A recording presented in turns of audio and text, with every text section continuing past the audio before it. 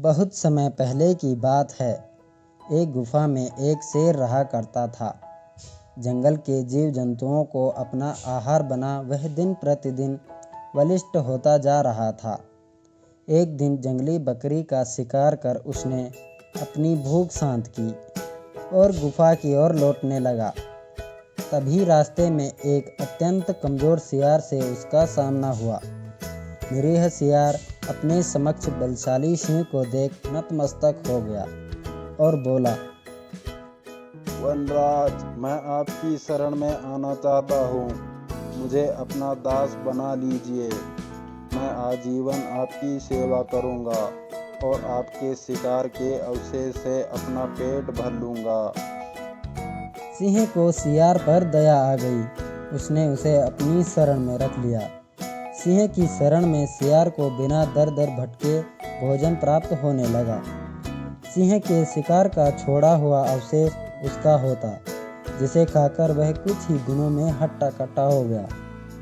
हट्टा कट्टा होने के बाद शिकार खुद को शेर के समान समझने लगा। वह सोचने लगा कि अब वह भी शेर के समान बलशाली हो गया है। इसी घमंड में वह एक दिन शेर से बोला, अरे शेर, मेरा बलशाली शरीर देख। बोल, अब क्या मैं तुमसे कम बलशाली रह गया हूँ? नहीं ना। इसलिए आज से मैं शिकार कर उसका भक्षण करूँगा। मेरे छोड़े हुए अवशेष से तुम अपना पेट भर लेना। शेर शिकार के प्रति मित्रवत था। उसने उसकी दंभपूर्ण बातों का बुरा नहीं माना, किंतु उसे शिकार की चिंता थी। इसलिए उसने शिकार को समझाया और अकेले शिकार पर जाने से मना किया। लेकिन दंभ शिकार सिर पर चढ़कर बोल रहा था। उसने सिंह का परामर्श अनसुना कर दिया। वह पहाड़ की चोटी पर जाकर खड़ा हो गया। वहां से उसने देखा कि नीचे हाथियों का झुंड जा रहा है। उन्हें देख उसने भी सिंह की तरह सिंहनाद करने की सोची, लेकिन था तो वह शिकार ही। शिकार की तरह जोर से चीखा और उसके बाद कूद पड़ा।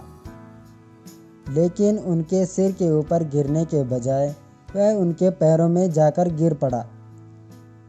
मदमस्त हाथी अपनी ही धुन में उसे कुचलते हुए निकल गए। इस तरह शिकार के प्राण पखेरु उड़ गए। पहाड़ के ऊपर खड़ा सिंह अपने मित्र शिकार की दशा देख बोला, होते हैं जो मूर्ख घमंडी, होती है उनकी ऐसी ही गति। घमंड विनाश का कारण बनता है। जब घमंड सिर पर चढ़कर बोलता है तो मूर्खता हावी होने लगती है और उस दशा में किए गए कर्म विनाश की ओर ले जाते हैं।